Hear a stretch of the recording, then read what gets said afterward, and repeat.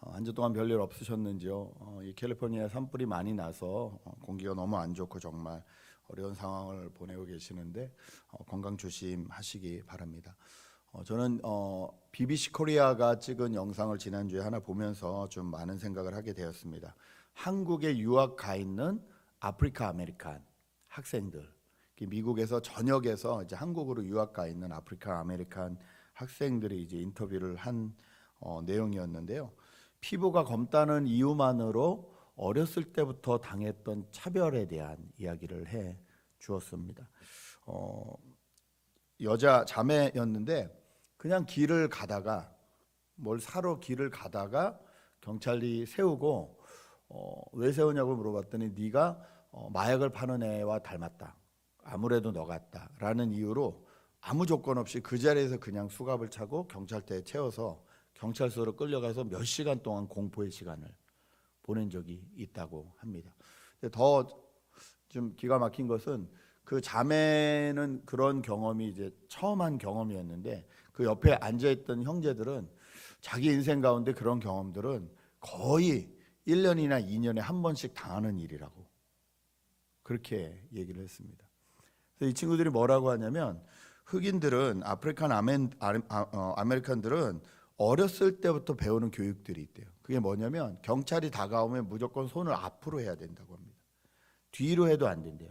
뭔가 숨겼다는 생각을 들기 때문에 무조건 손을 앞으로 하고 그 흑인들이 쓰는 영어가 있잖아요. 그들 특유의 발음이나 이런 게 있잖아요. 그런 식으로 대답하면 안 된다는 거예요. 영국식 발음을 하라고 한대요. 그리고 무조건 sir를 붙여라. Yes sir, 뭐뭐 sir, 뭐뭐 sir 이렇게 집에서 교육을 받는데요. 리콜스토어나 어떤 매점에 갈 때 후드티의 모자를 절대 쓰지 말아라. 무조건 벗어야 된다. 생명과 관련된 일이기 때문에 어렸을 때는 그게 왜 이래야 되지? 이랬는데 자기가 커보니까 정말 그렇더라는 거예요. 그걸 지키지 않았을 때 자기에게 오는 불합리에 대해서 너무나 많은 경험을 했다고 합니다. 인류의 역사를 살펴보면 이 분쟁이나 나눔들이 많았는데 그것은 보통 기득권과 기득권을 가지지 않은 자들의 싸움인 경우가 많았습니다. 그런데 어느 날부터는 이것이 인종으로, 어느 날부터는 종교로, 어느 날부터는 지역으로 바뀌기 시작해서 지금은 동시다발적으로 전 세계에서 분쟁과 분열이 계속 일어나고 있습니다. 저희가 살고 있는 미국도 마찬가지입니다. 정치 안에서도 계속 분쟁과 분열이 일어나죠. 이제 선거할 때가 되니까 더 서로 나누고 분쟁하고 분열합니다. 캘리포니아 저희가 살고 있는 이 LA 지역은 조금 잠잠해졌습니다만 미국 전역을 보면 아직도 이 데모를 하는 곳들이 되게 많습니다. 요 윗동네 포틀랜드만 가도 지금도 여전히 매주 데모가 일어나고 싸움이 일어나고 있다고 합니다. 프랑스는 다시 정부를 비판하는 그 옐로 조끼라는 그 데모단들이 나오기 시작했고 그걸로 인해서 코로나가 하루에 10,000명 이상씩 가장 많이 빠르게 늘어나는 나라가 되었다고 합니다. 한국은 하나님이 살아계심을 보여줘야 할 교회가 국민들의 분노와 분쟁을 일으키는 한 가운데 지금 서 있는 상황에 있습니다. 혹시 여러분이 살고 계시는 가정이나 직장은 어떠신지요? 혹시 이런 걸로 인해서 어려움을 당하지 않으시는지요? 한국에 있는 친구가 얘기를 하는데 기독교의 기자도 꺼낼 수 없는 상황이 되었다고. 일단 모임은 교회 욕부터 한대요. 교회 다니는데 말 한마디를 못하는 상황이 이제는 되어버렸다고 그런 소식을 들었습니다. 이렇게 분열하는 세상에서 저희는 그리스도인으로서 과연 어떻게 살아야 될까요? 오늘 초대교회에 일어났던 첫 번째 분쟁의 문제, 분열의 문제에 대해서 살펴보면서 저희가 지혜를 얻기 원합니다.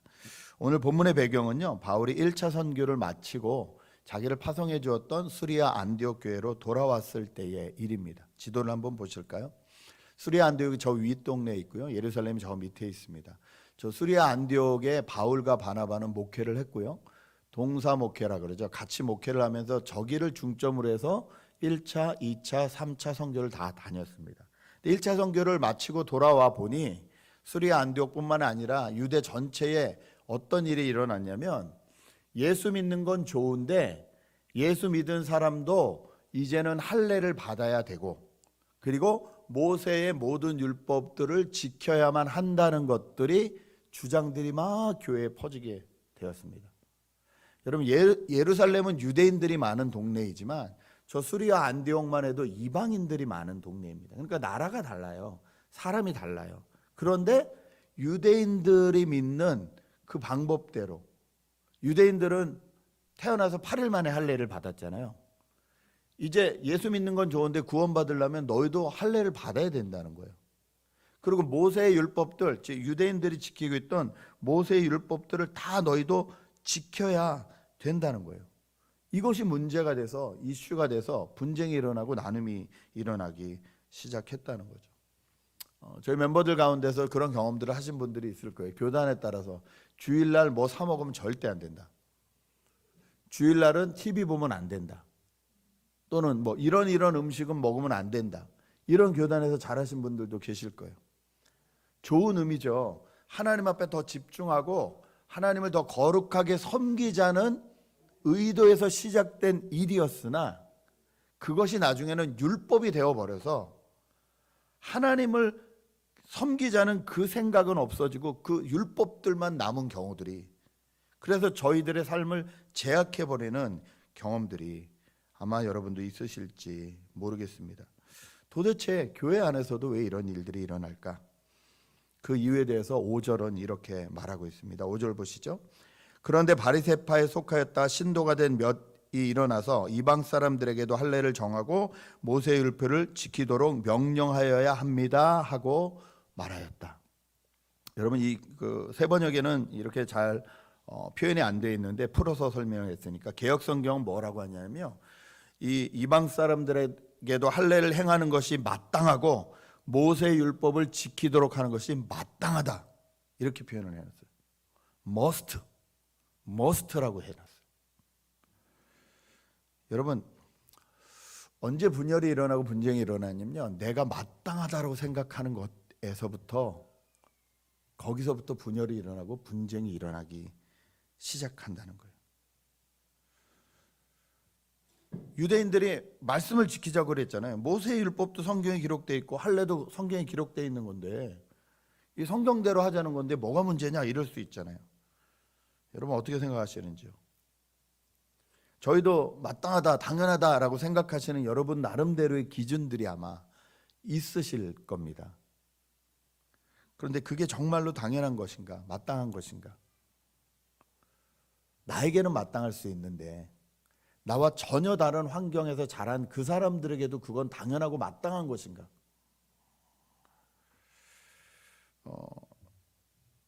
거기서부터 분열이 일어난다는 거죠. 몇 번 말씀드렸습니다만 신혼 때 싸움을 많이 했습니다. 신혼이니까 당연히 싸움을 많이 하죠. 그러면 싸움을 하고 나면 항상 싸움을 시작하는, 문제를 일으키는 건 저인 경우가 많죠. 거의 뭐 99%. 근데 저는 문제도 잘 일으키지만 사과도 잘하는 사람이에요. 그래서 이러이러했다라고 얘기를 하면 미안해라고 얘기를 합니다. 아니면 화내게 해서 미안해라고 얘기를 하죠. 근데 문제는 아내는 화가 나면 그게 잘 풀리지 않아요. 오래 가면 3일도 가요. 근데 저는 그 시간이 너무 힘들어요.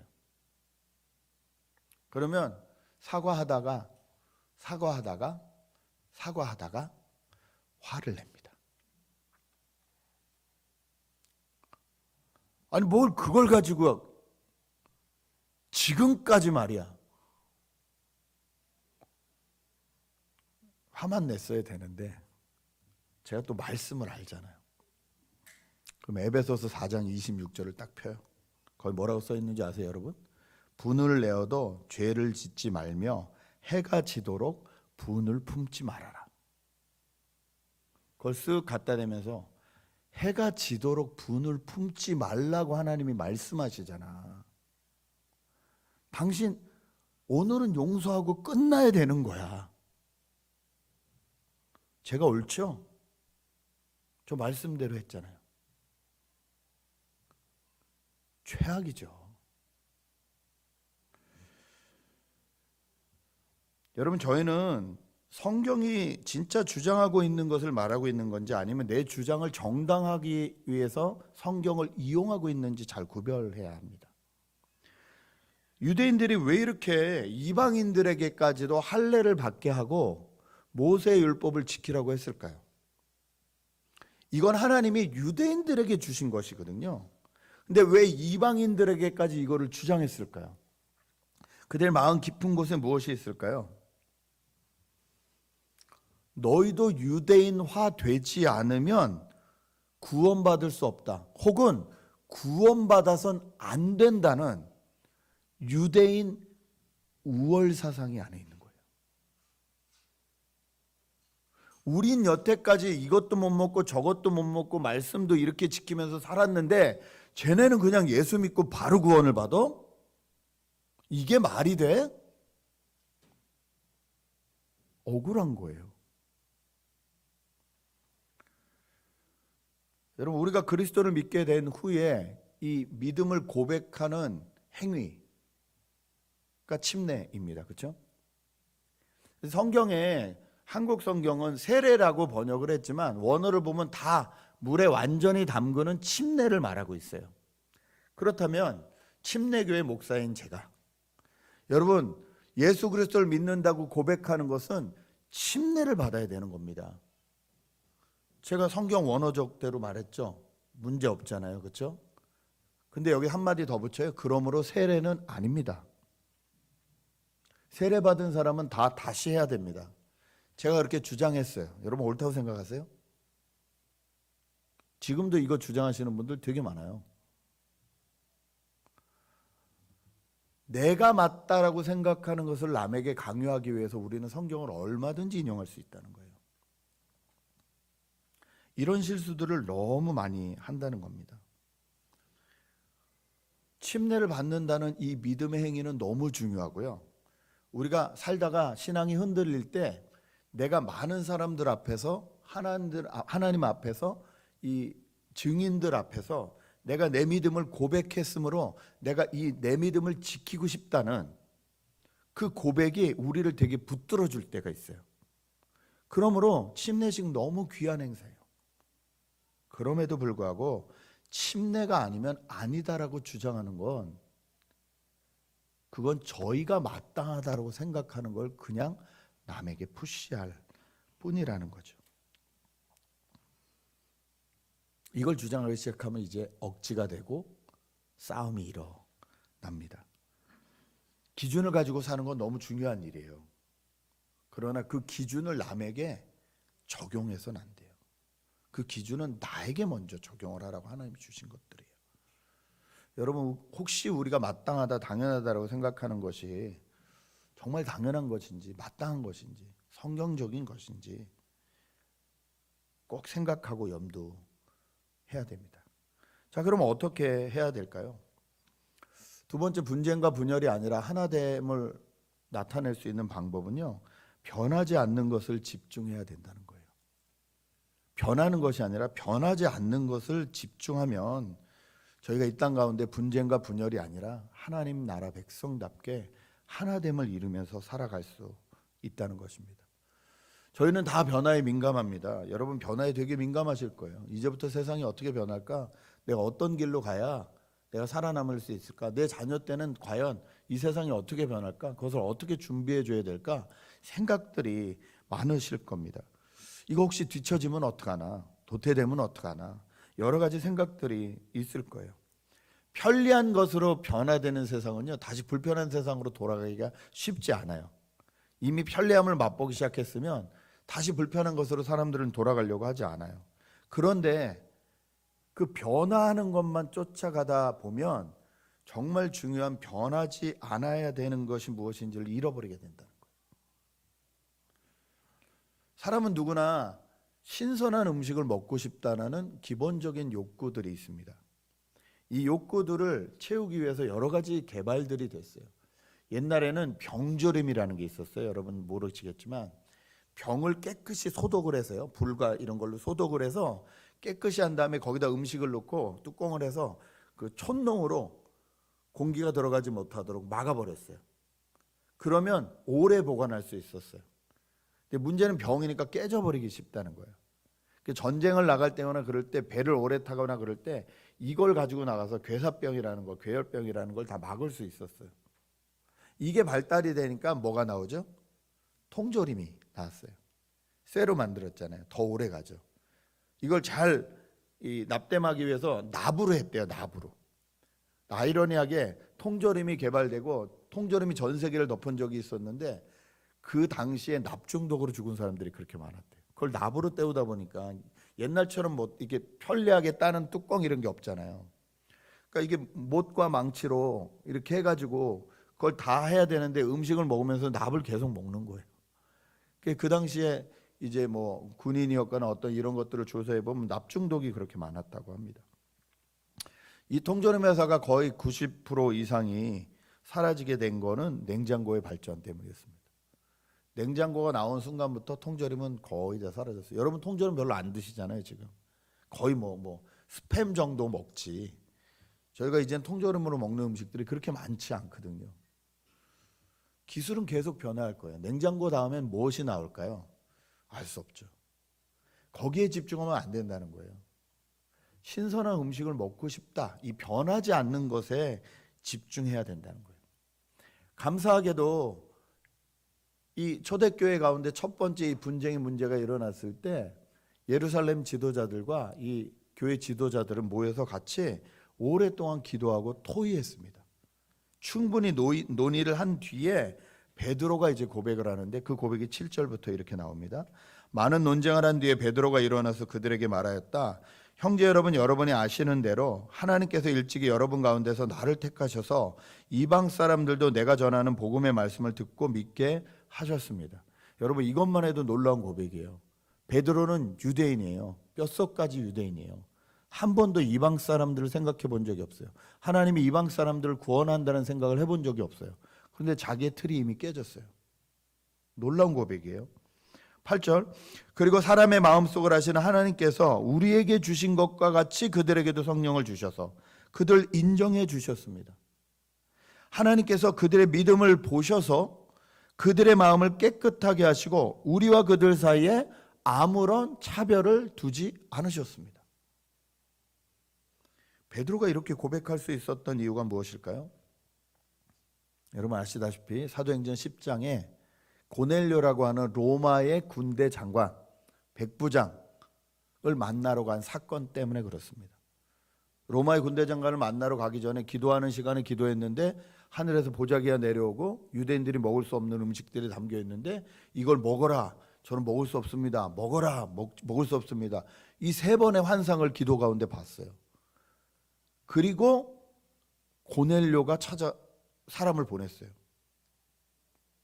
그 초청을 따라 가보니 이방 사람들이 잔뜩 모여 있어요. 거기서 하나님의 말씀을 전하라고 마음을 주셔서 말씀을 전했더니 그 사람들 안에 성령이 임하시고 그 사람들이 다 회개하고 예수 그리스도를 구세주로 받아들이는 역사가 일어났어요. 베드로가 이걸 경험했습니다. 경험하고 나니까 마땅하다, 당연하다 생각했던 것들이 다 없어진 거예요. 거기서 베드로가 딱 잡은 게 뭐냐면요, 하나님이 변하지 않으시는 것이 무엇이냐는 거예요. 하나님은 모든 사람을 구원하기 원하신다. 이게 변하지 않다는 것을 알았어요. 그리고 11절 뭐라고 말합니다. 11절 같이 한번 읽을까요? 읽겠습니다. 시작.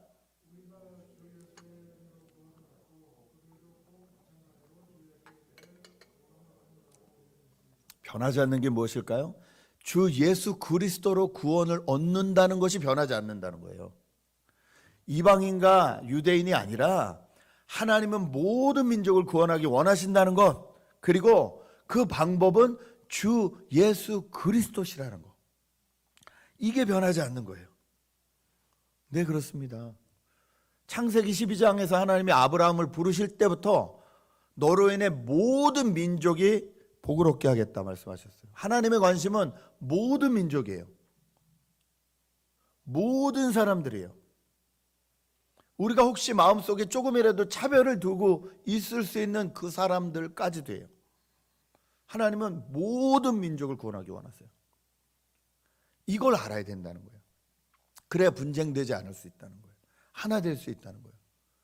하나님이 변하시지 않는 마음, 모든 민족을 구원하기 원하시고 그 방법으로 예수 그리스도라는 길을 우리에게 분명히 보여주셨다는 거예요. 이 안에서 우리가 생활할 때에 우리는 하나 될 수 있습니다. 다른 사람과 하나 될 수 있습니다. 이 땅에서 하나님을 보여주는, 나타내는 사람들로 살아갈 수 있습니다. 나와 주장이 다른 저 사람도 하나님이 구원하시기 원하신다는 마음을 알기 때문에 그렇습니다. 예배 문제로 한국과 미국이 참 많이 시끄럽습니다. 저희가 살고 있는 미국에도 이 예배 문제로 일어난 교회가 있습니다. 저 윗동네 그 잔 메가도 목사님 교회인데 예배를 드리는 것은 정부가 뭐라고 할 일이 아니다 그러고 300명 이상이 모여서 예배를 지금도 드리고 있습니다. 마스크 아무도 안 씁니다. 시가 법원에까지 가서 법원에서 이제 행정명령을 내렸어요. 불법이다. 그럼에도 불구하고 자기들은 예배 드리겠다. 누가 보면 되게 믿음 있는 사람들처럼 보입니다. 근데 저는 그거 믿음이라고 생각하지 않습니다. 한국에서 코로나 별거 아니다. 다 모여도 된다. 오히려 정부가 기독교를 핍박해서 공산화하고 있는 거다.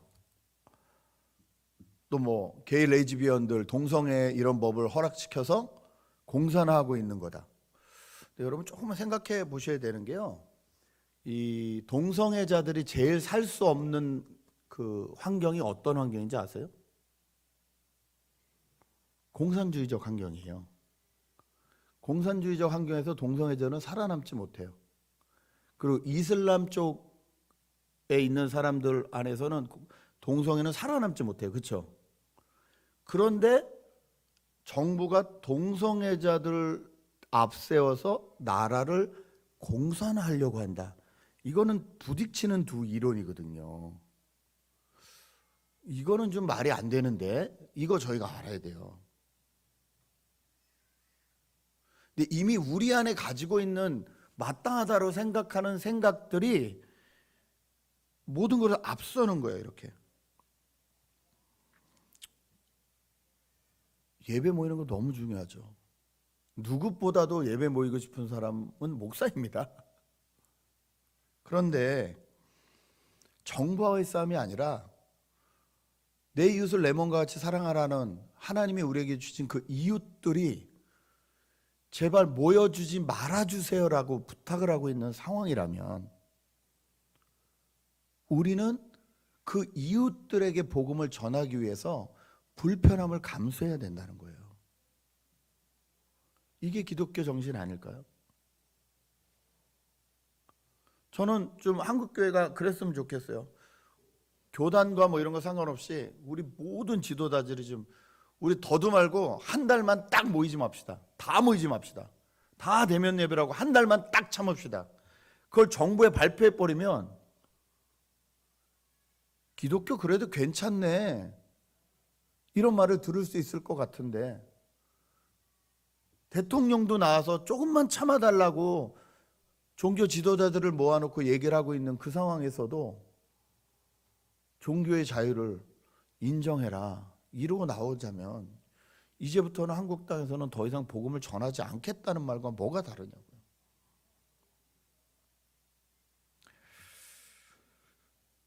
미국도 마찬가지입니다. 정부가 기독교를 핍박하나 저는 아직까지 그 단계는 아니라고 생각합니다. 예를 들어 뭐 미장원은 열어도 되고 식당은 열어도 되는데 교회는 안 된다 이러면 이제 저도 화가 나죠. 교회가 에센셜로 인정을 받았음에도 불구하고 캘리포니아는 25% 열어도 된다고 함에도 불구하고 LA시는 열지 않고 있어요. 짜증이 나지만 제가 동참하는 이유는 이웃을 위해서예요. 여러분 게으름 때문에 나는 안 되겠다 예배 모여야겠다 너무 좋죠. 그런데 예배 본질이 뭡니까? 하나님을 하나님으로 인정해 드리는 거잖아요. 이건 저희가 모여도 모이지 않아도 할 수 있는 거잖아요. 변하지 않는 것 무엇인지를 붙잡고 있어야 우리는 흔들리지 않을 수 있다는 거예요. 분쟁하고 나누지 않을 수 있다는 거예요. 예배의 모습이 많이 변할 겁니다. 저희도 한 달에 한 번씩 줌으로 예배하자고 한 이유가 많이 변할 것 같아요. 여러 가지 모습들로 예배하는 것을 저희는 연습해야 될 필요가 있다고 생각해요. 그러나 변하지 않는 게 있어요. 하나님이 우리를 사랑하신다는 게 변하지 않아요. 하나님이 모든 민족을 구원하기 원하신다는 게 변하지 않아요. 예수 그리스도를 통해서 그 일을 이루시겠다는 것이 변하지 않습니다. 오히려 이런 시대에는 그냥 괜찮은 줄 알았던 내 신앙이 바닥이 어디 있는지 다시 한번 점검해야 되는 시간이에요. 아, 교회 안 나오니까 예배 시간에도 흐트러지는구나. 내가 이 정도 수준이구나. 자각해야 돼요. 아이들하고 예배를 드릴 수 없어서 아이들이 신앙이 지금 어떤지 확인하지 못하고 있었는데, 아이들의 신앙이 지금 이 상태구나를 확인할 수 있는 좋은 기회예요. 그렇게 삼아야지. 안 그러면 하나님은 어떻게 무엇을 하실지 몰라요. 여러분 잊지 마십시오. 카톨릭 교회에 있다가 500년 전에 이 카톨릭 교회가 마음에 안 드니까 하나님이 프로테스탄트를 허락하셨어요. 개신교를 허락하셨어요. 그리고 지금 500년이 지났어요. 이제 이 코로나 사태를 통해서 어떤 또 다른 프로테스탄트를 일으키실지 저희는 아무도 몰라요. 변하지 않는 것, 그것이 무엇인지를 붙들고 있어야 돼요. 하나님을 사랑하고 이웃을 사랑하기 위해서 저와 여러분이 불림받았다는 것을 잊지 마셨으면 좋겠습니다. 하나님만 사랑하는 사람들이 되지 맙시다. 성경은 하나님의 사랑과 이웃 사랑을 동등하게 보시기 때문에 그래요. 하나님을 사랑하고 이웃을 사랑하는 저 여러분 되셔야 될 줄 압니다. 마지막으로 하나님의 말씀을 알면 알수록요, 저희가 분열됨을 막을 수 있습니다. 이 베드로의 간증과 바울과 바나바의 선교에서 일어난 모든 이야기를 들은 뒤에 또 하나의 지도자였던 야고보가 일어나서 말을 합니다. 이 야고보는 예수님의 동생이에요. 그리고 야고보서를 쓴 저자예요. 여러분 야고보서의 문체를 아시잖아요. 행함이 없는 믿음은 죽은 믿음이다. 완전히 강경파잖아요. 그렇죠? 야고보는 예루살렘의 리더 중에서도 보수적이고 되게 강경한 사람이었어요. 그래서 베드로도 떨 정도였어요. 근데 이 야고보가 뭐라고 하냐면요, 14절부터 쭉 얘기를 들은 다음에 하나님께서 이방 사람들을 돌아보셔서 자기 이름을 위하여 처음으로 한 백성을 택하신 경위를 이미 성경이 기록하고 있다는 거예요. 그러면서 15절 이렇게 말합니다. 예언자들의 말도 이것과 일치합니다. 예언서도 이렇게 기록되어 있습니다. 그러니까 이젠 성경을 하나하나 찾아가면서 이래서 하나님의 말씀이 맞고 이래서 하나님의 말씀이 있다라고 지금 야고보가 백업해주고 있는 거예요. 16절 17절 제가 계속 읽습니다. 이 뒤에 내가 다시 돌아와서 무너진 다윗의 집을 다시 짓겠으니 허물어진 곳을 다시 세우고 그 집을 바로 세우겠다. 그래서 남은 사람이 나 주를 찾고 내 백성이라는 이름을 받은 모든 이방 사람이 나 주를 찾게 하겠다. 이것은 주님의 말씀이니 주님은 옛부터 이 모든 일을 알게 해주시는 분이시다. 모든 이방 사람들이 하나님을 찾게 하겠다는 것이 성경에 기록되어 있다는 거예요. 그러므로 이 성경을 제대로 알아야 하나님의 계획을 알고 나눔이나 분쟁에 끼지 않을 수 있게 된다는 겁니다. 이 야고보의 선포로 인하여 하나님의 말씀으로 컨펌해 주는 것으로 인하여 더 이상 이 할례의 문제와 모세의 문제에 대해서는 논의하지 않기로 결정이 납니다. 그리고 이 회의 결정문을 편지로 써서 그 편지를 다 이방인 교회들에게 보내서 이제부터는 예수 그리스도만으로 구원받는데 온전하다, 이것을 정하게 됩니다. 여러분, 저희가 말씀 앞에 겸손해야 될 이유가 여기 있습니다. 하나님은 지금도 우리에게 하나님의 말씀을 통해서 말씀하십니다. 설교는요, 하나님의 말씀 중에서 문화가 다르고 시대가 다르기 때문에 좀 어려운 것들을 보초해주고 설명해주는 거예요. 설교가 메인이고 말씀이 보조가 아니라 말씀이 메인이고 설교가 보조예요. 서포트예요. 하나님은 여러분에게 제 입으로 말씀하시기보다 하나님의 말씀으로 말씀하시길 원하세요. 그러므로 그 말씀 앞에 우리가 겸손하게 나를 비우고 서야 돼요. 히브리서 4장 12절은 이렇게 말합니다. 하나님의 말씀은 살아있고 힘이 있어서 어떤 양날 칼보다도 더 날카롭습니다. 그래서 사람 속을 꿰뚫어 혼과 영을 갈라내고 관절과 골수를 갈라놓기까지 하며 마음에 품은 생각과 의도를 밝혀냅니다. 우리 마음에 숨어있는 생각과 의도까지도 하나님의 말씀 앞에 바로 서면 하나님은 밝혀내 주신다는 거예요. 하나님이 이 숨은 생각을 밝혀내 주실 때에 회개하고 돌아와야 우리가 분장하지 않고 나뉘지 않고 하나됨을 누릴 수 있습니다. 지난주 줌미팅을 하는데 북가주에 사는 교회 목사님이 이민 오신 지 한 5년 되신 성도님들에게 질문을 했대요. 꿈이 무엇이냐고 이렇게 질문을 했더니 한 분이 이제 며느리를 맡게 되면 며느리랑 김치를 담그면서 오손소손 사는 게 꿈이다 이렇게 말씀하셨대요. 그래서 저는 그 말을 듣고 그분이 참 한국에서 김치를 담그면서 이렇게 되게 좋은 기억들이 있으신가 보다. 그래서 어르신이 참 이 미국 가서 힘드실 텐데 5년밖에 안 되셨으면 참 적응하기도 힘드실 텐데 그래도 그 한국의 이 좋은 이 기억들이 있어서 이제 이 며느리를 맞이하면 이렇게 그런 걸 생각하시나 봐요. 그랬더니 목사님이 껄껄 웃으면서 어르신이 아니에요 그러더라고요. 네? 그랬더니 40대 초반이에요 그러더라고요. 40대 초반의 여인께서 아들의 며느리와 김치를 담그면서 오손도손 살고 싶다. 그럼 얘는 10대인데 지금. 더 웃긴 건 그분은 김치를 담그지 않아요. 사 먹는데요. 제가 긴장되기 시작했어요. 모르긴 몰라도 이 아들이 보지도 못한 이 아들이 갑자기 불쌍해지기 시작했어요. 얘는 일단 김치를 담글 줄 아는 여자를 만나야 될 것 같고 그 시어머니는 안 담그시는데 김치를 담그면서 오손도손 사는 게 행복하다고 하면 그걸 자기가 다 해야 될 것 같고 반드시 한국 사람이어야만 할 것 같고 이 만나보지도 못한 이 아들이 너무 제 안에 막 불쌍해지는 거예요. 그래서 제가 목사님에게 말씀드렸어요. 목사님, 이분 성경 공부 많이 하셔야겠네요.